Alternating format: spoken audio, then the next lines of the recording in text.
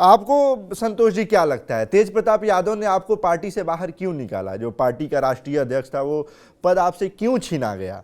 हाँ सर, आप सर बिल्कुल, ये सवाल बिल्कुल जायज होता है सर। ये लोगों को जानने की जरूरत है कि आखिर इसीलिए हम ऐसा हम क्यों। चाहते हैं कि हमारे दर्शक जी, पूरी तरह से जाने, पूरी सर एकदम स्पष्टता के साथ जाने कि सर आपको पार्टी से क्यों निकाला गया, मुख्य वजह क्या थी जो पर्दे के पीछे छुपाई जा रही है, या जो भी चीजें हों, आपको पार्टी से निकालने की मुख्य वजह क्या थी? सर हम, ये बात है सर 27 नवंबर 2025 की बात है। ये सर मेरे पास प्रमाण के तौर पे है सर। देखिए, उस दिन इनको जाना था कल्याणपुर गोपालगंज। अब इनको जब गोपालगंज जाना था, ये गोपालगंज नहीं गए, क्योंकि इनका एक आदत है, ये कहीं भी कह करके किसी के भी समारोह में कह देंगे, अगला व्यक्ति तैयारी कर लिया और उसके बाद ये नहीं जाएंगे। इसको कौन बोलने वाला है भाई? इनको कोई कोई कुछ कहने वाला है? कोई कुछ नहीं कहेंगे।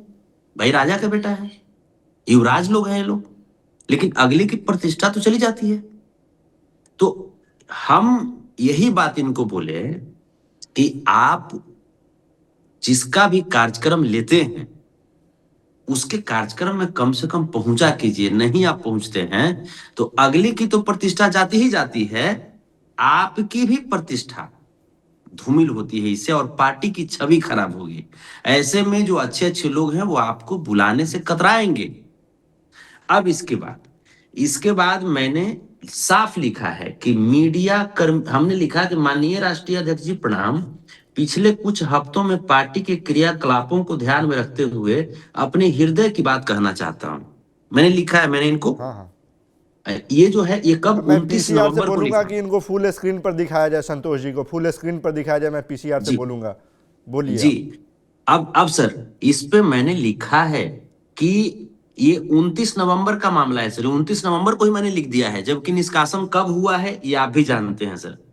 मैंने लिखा है कि मीडिया कर्मियों से अनैतिक तरीके से बार बार 2 मिनट की मुलाकात करने की बात से हम लोगों की छवि और व्यवहार पर सवालिया निशान पैदा होती है, क्योंकि पिछली बार भी आप द एक्टिविस्ट चैनल वाले को 2 मिनट की धमकी देकर के अपमानित किए थे, ये मैंने कहा।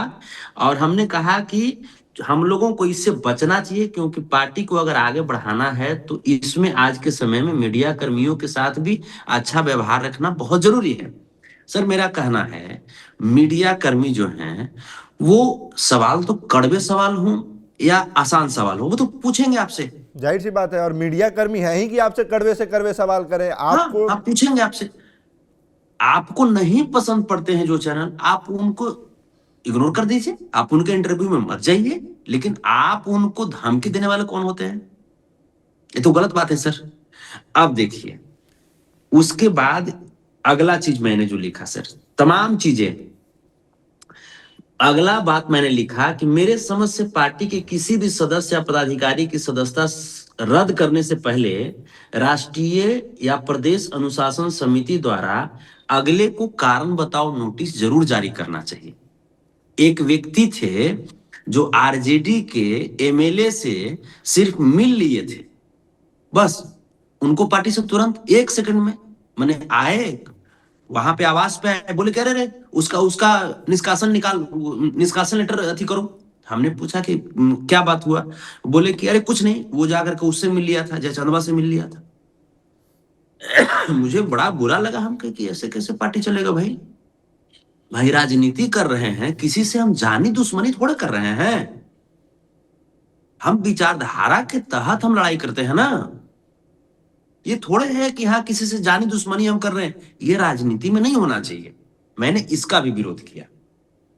उसके बाद सर, मैं एक एक चीज मेरे पास है सर। उसके बाद हमने लिखा कि अगर आप ऐसा करते हैं तो कहीं ना कहीं ये समाजवादी विचारधारा का सीधा विपरीत सामंती और हिटलर शाही विचारधारा प्रदर्शित होता है, जो गलत है।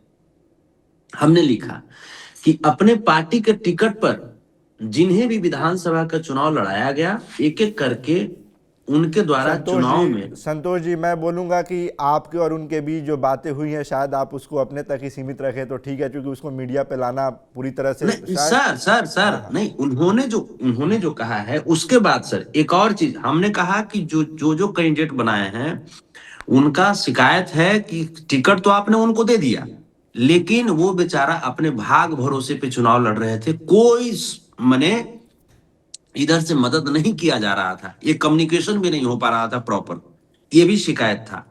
उसके बाद हमने लिखा कि ये ब्लॉग का खेल आपकी राजनीतिक गंभीरता को कम करता है। वो ब्लॉग बनाएंगे क्या, लिट्टी लाओ रे ललनमा, मिर्चाई लाओ रे ललनमा। अरे भैया, आप एक पॉलिटिकल पार्टी के राष्ट्रीय अध्यक्ष तो उनको हैं। इस छवि को तो लालू यादव की भी छवि से जोड़कर देखा जाता है कि तेज प्रताप यादव की जो छवि है लालू यादव की छवि है, छवि से मैच खाती है। सर कभी कभी आप मीठा खाएंगे, कभी कभी आप तीखा खाएं, कभी कभी। अब ये नहीं कि लगातार हम तीखे खा रहे हैं सर, पेट खराब हो जाएगा, लगातार मीठा खाएंगे डायबिटीज हो जाएगा, ये भी तो समझना चाहिए ना। हमने कहा कि ब्लॉग का जो खेल है आप करते हैं, अच्छी बात है, कीजिए, लेकिन ऐसा ही ब्लॉग बनाने का आपको आदत है तो आप जनता दरबार लगाइए, उनके समस्याओं का, जनता के समस्याओं का समाधान करते हुए आप ब्लॉग बनाइए, इससे आपकी पॉपुलैरिटी बढ़ेगी। ये चीज उनको बुरा लग गया, हालांकि उसके बाद में इन्होंने अनुकरण भी किया। फिर हमको बोले कि ये ब्लॉग घर में थोड़े बनता है, ब्लॉग बाहर भी बनता है। तो हम कहे कि बाहर जनता के द्वार तक पहुंचिए, आप वहां पहुंच करके और उनसे जो भी उनकी समस्याएं हैं उसको आप समाधान करते हुए ब्लॉग बनाइए। थोड़ा संक्षेप में बताइएगा, संक्षेप में कि आपने। जी जी जी सर मैं बता रहा हूं सर, मैं संक्षेप में ही सर बता रहा हूं सर। अब इसके बाद आगे की जो चीजें हैं सर, हमने कहा कि पार्टी के सोशल प्लेटफॉर्म से किसी भी पोस्ट को शेयर करने के पहले एक टीम बनाया जाए और वो टीम फाइनलाइज करे, तभी जाकर के उसको सोशल मीडिया पे शेयर किया जाए। हमने ये चीजें लिखा। अब आप कुछ भी सर, कुछ भी अपना मन से जो मन कर रहा है वो आप पोस्ट कर रहे हैं, ये कर रहे हैं, वो कर रहे हैं, नहीं होना चाहिए ऐसा, ये गलत चीज है। अब इसके बाद मैंने ये भी कहा